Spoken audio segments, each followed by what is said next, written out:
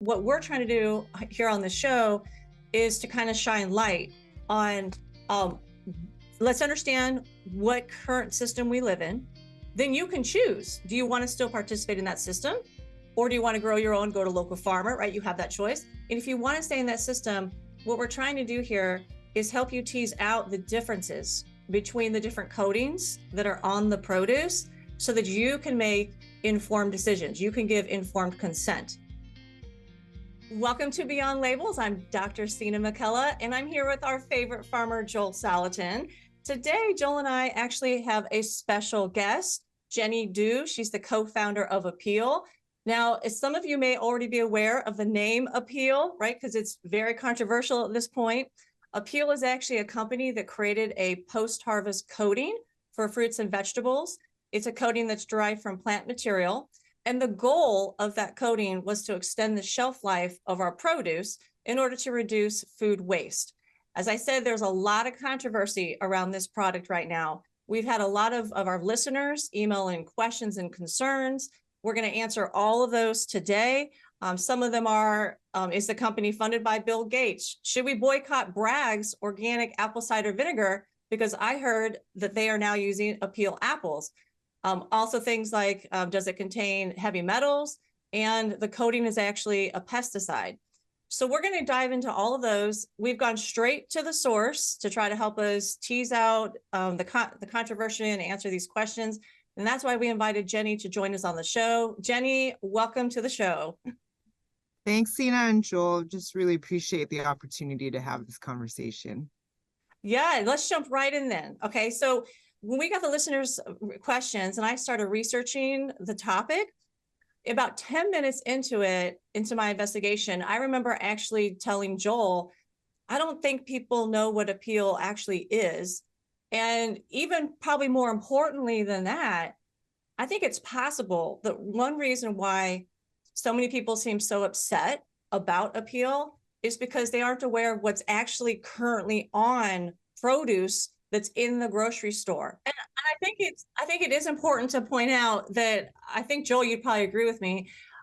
Joel and I we don't want anything on our produce, right? Like my preference would be do not put anything man-made on my produce whatsoever. Right. But I think as we are laying out in this show, if we want the convenience of our local grocery store, there's not a good chance of you walking in there and getting all of your produce without it containing some kind of coating on it, when that also applies to organics, a lesser extent in the organics, but it does still apply to the organics. Okay, so just so that everybody listening to this is clear, we don't want anything on our produce whatsoever, okay? But since that's not the system that most of us live in, because we're not growing our own, or we're not going down the street to our local farmer to do the U-picks, like all year round, then this is the system that we have. And so what we're trying to do here on the show is to kind of shine light on, let's understand what current system we live in. Then you can choose, do you want to still participate in that system, or do you want to grow your own, go to local farmer, right? You have that choice. And if you want to stay in that system, what we're trying to do here is help you tease out the differences between the different coatings that are on the produce so that you can make informed decisions. You can give informed consent. So I want to start there. Let's start on this big picture and then let's drill down to the minute details, okay? Tell us, in a grocery store, which produce tends to contain like some kind of man-made wax or coating on it? Yeah, perfect. We'll start here, and I'd love a chance to go back and also tell you kind of it's related to the inspiration of why we started Apeel, but I'll answer this question first. So produce, it's been coated with a wax coating for actually quite some time, going back decades. The first commercial use of edible coatings, like a wax coating of some kind or a wax blend, dates back to as far as even like the 1930s. Some reports arguably the 1920s. Common categories where waxes are used or can be used would be like apples, all your citrus categories from your oranges, grapefruit, mandarins, lemons, limes, your cucumbers, eggplant. So it's fruits and vegetables. And also ones with a non-edible peel, like some of the ones I've shared, like the citrus ones, but also those with an edible peel, like cucumbers, your stone fruits, like peaches, nectarines, plums. So it's a pretty extensive list, I guess, is what there is no limitation in most markets actually around the world. As soon as there is like a wax approval of some kind, it's typically allowed for use on all fresh fruits and vegetables.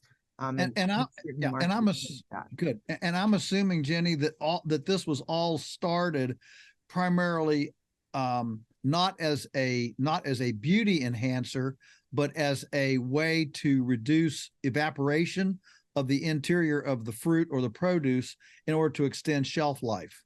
Yeah, that's a great point. If we take it back, like, so fresh produce itself, like when you pick like a fresh plum or a blueberry and it looks like kind of dusty or dull, that produce has an actual wax coating that forms on it, like when it's on the tree. That sometimes it's called the bloom.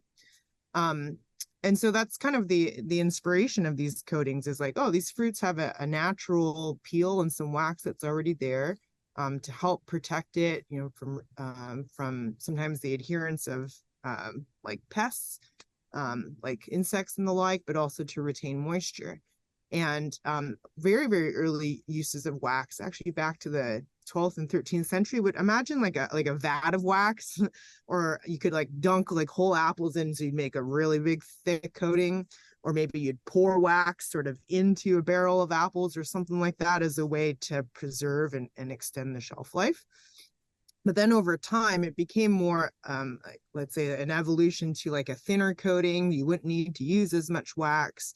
But then also the almost the consumer preferences from a time before about, a bit of a sheen to the wax and a glossiness also became in vogue at the same time. So while the original intention has been to retain moisture and reduce that oxidation, there's also been a bit of this like market preference from consumers, whether they realize it or not, that to pick this perfect and beautiful produce is what then the suppliers and the retailers felt like consumers then continued to want.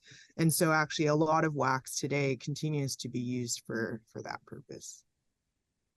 Yeah, and it's not just conventional produce, right? This also applies to organic. And where does the National Organics Program sit in terms of what type of organic produce can have a wax or a coating on it? Sure. I'll kind of compare and contrast like what is allowed in conventional and then what is then a shorter list that's allowed in the organic side.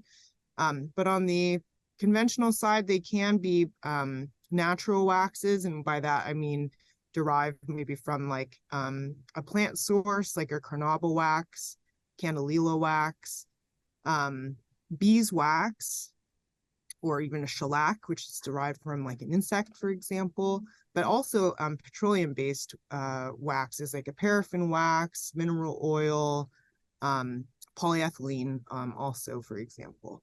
On the organic side, it limits it more to where you can derive it from than an organic source. So then it tends to be more the list of like beeswax, carnauba, candelilla wax, and so like the petroleum-based waxes, for example, wouldn't be permitted in organic.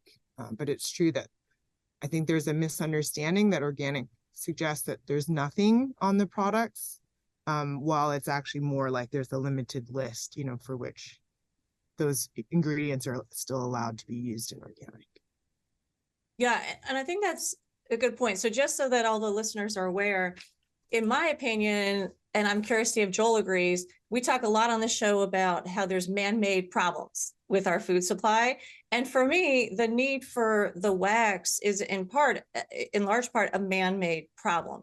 It's that humans want this convenience, right? Like we want to have apples in the grocery store year round, right? And so why don't you previously shared a story about apples and how often they're harvested and what happens to them. So can you share that? Because I think it's important for people to understand that this is a system that has been created based on our demand. Yeah, perfect. So like if you think about when you would go and like do an apple harvest, it's usually kind of late summer, early fall.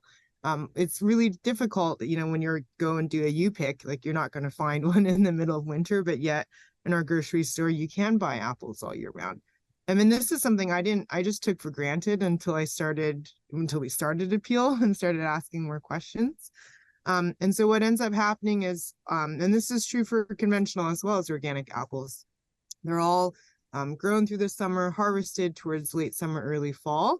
And then they're kept in basically like large refrigerated storage rooms all year long. And then they're released just slowly, over the year until you can bridge into the next season.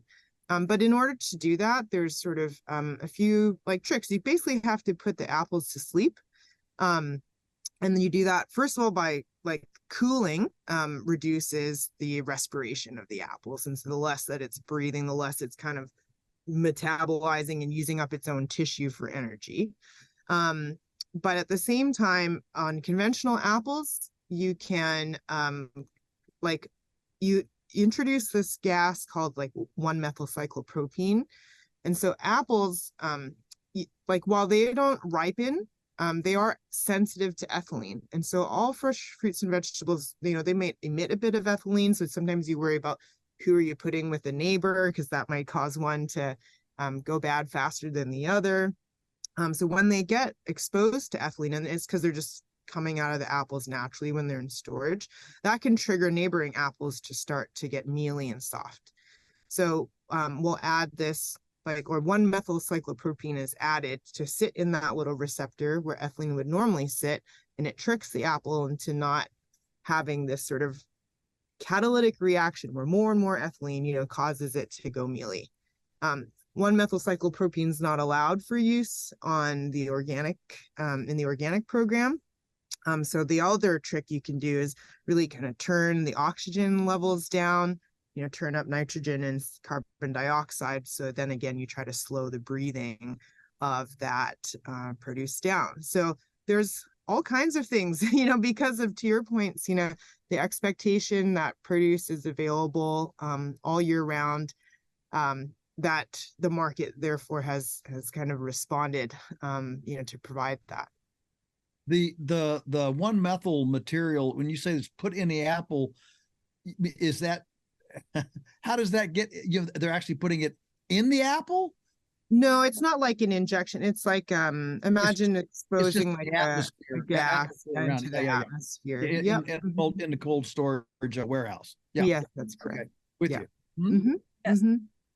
Yeah. So to get the big picture, the produce would be picked. It's going to be washed, whether it's conventional or organic. It's going to be washed with some kind of detergent or sanitizer. And I believe chlorine can be used for both organic and conventional. Then a fungicide can be applied. This is post-harvest. So fungicide can be applied. The selection of fungicides varies between conventional and organic, but it's still allowed on both.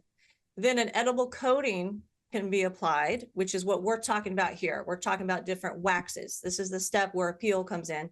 And then there's different packaging methods that are utilized, like ethylene control, things like that, to slow down decay and, the ripening and bacterial growth. So both conventional and organic go through both of those post-harvest processes. All right. So now that we know what happens to them, and part of this is because produce travels. Like I read an article at one point that was estimating on average the produce in your grocery store travel like 1,500 miles. So it's got to travel long distance, and we want it year round. So this is the system that we have, right? This is I'm going to call it the industrial system we have. Okay. So now let's get into where Apeel plays a role. You learned about this, and then what was the goal of Apeel? Like, is it a better product in your opinion? Like, what is the purpose? Yeah. When Apeel started with a very simple inspiration, or actually more like a tremendous shock at hearing a certain statistic. And that was like back in 2012, and hearing the Food and Agriculture Organization's reports that a third of the food that we grow is never consumed. It's lost either on the farm or through transportation and retail or in consumers' homes. And so it entirely goes like basically to waste. And then if you think about how hard we're pushing, the system, industrial or otherwise, to feed a growing population, the resources that are totally squandered as a result of that, because all that produce ends up, or that food goes to waste. Like, we were all studying different things in engineering and the sciences at the time at which we had come across this information. And it was like that thing you just can't unhear. We just started asking ourselves a bunch of questions, especially for where we are based in Central California. There's a tremendous abundance, farms of all sizes, all around us, growing a variety of different kinds of crops. And you're going like, what do you mean? Like half of this, almost, like a third or half of this just gets like thrown away. So it was also then in front of our eyes. And so we started asking questions like, how does produce decay or spoil in the first place? And you can boil that down to two different stressors. One, we say environmental, that's just the water loss and the oxidation. On the other side, you have the biological stressors, sort of pest pressure. And that could be from pests in the field down to really mold and other things during transportation and farther down the supply chain. And so we're like, okay, well, how do plants, well, it's what do people do now to protect food? There's a tremendous reliance on refrigeration. And we kind of, I think, also forget, just given the cost and the infrastructure for that is a luxury to have access to, and to be able to do that from the field and all the way into our homes. When you bring produce home, very little of it probably sits on the counter. Most of it probably goes into the fridge. And so we were participating in some of these post-harvest extension courses, and the number one thing was just refrigerate, whatever, no matter the crop, get it in the fridge. And I was like, okay, what else is there? Packaging, plastic packaging or just packaging of different kinds was a big, you see that when you go into the stores. But then that's where we learned about, while there was maybe a much larger array of technologies available for pre-harvest use, the post-harvest space has been actually pretty status quo. And so it's the use of those sanitizing and washes, the wax. And then when we looked more closely, we're like, wax doesn't even do a very good job. It does a great job on the shine part, but sometimes you're better off not with so much handling, and the natural product can protect itself better than something that has had to go through a wax application.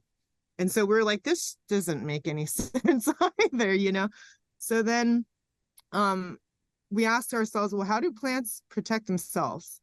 And so when you look into a plant peel or cuticle, it's oh wow, all of us, that's the purpose of our skin.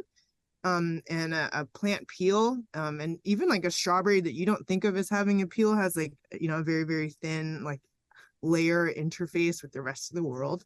And you go well, this is what plants have evolved to protect themselves. Something that helps it retain moisture and reduce the oxidation, due to exchange with the environment. And so we just started asking ourselves, what's that material made of? And it turns out it's fatty acids and glycerol connected to the fatty acids in order to build out these cuticle structures. And so for us, we want, I think all of us, you want the best technology in your phone and in your computer, but that's not what you would want to eat. And so that's why when we started looking through, I would call it a natural library of ingredients that could be suitable, that these plant-based lipids that are the building blocks of the cellular structures of plants, and they're in the plants that we already eat. That's how we landed on first of all, the idea for the peel, a better like thin barrier that is only there to retain moisture and reduce oxidation. Because when you do that, the produce itself actually can protect itself against biological stress to a much greater extent as well. And to use ingredients that we felt like, hey, we're already eating these and our bodies metabolize this just like they metabolize regular dietary fats. And so that's the story for the inspiration for Apeel as a technology, and also like what it's made of. Thank you for joining us on Beyond Labels. Our mission with this podcast is to make it accessible to everyone. But we are behind a paywall because the issues we discuss are often subject to censorship. We've run into that, and so we have an extremely modest paywall to let us have the freedom to discuss the kind of issues we want to discuss in the way we want to discuss them. And you can become a member and enjoy all this content by clicking on the description box below. We look forward to having you join our family.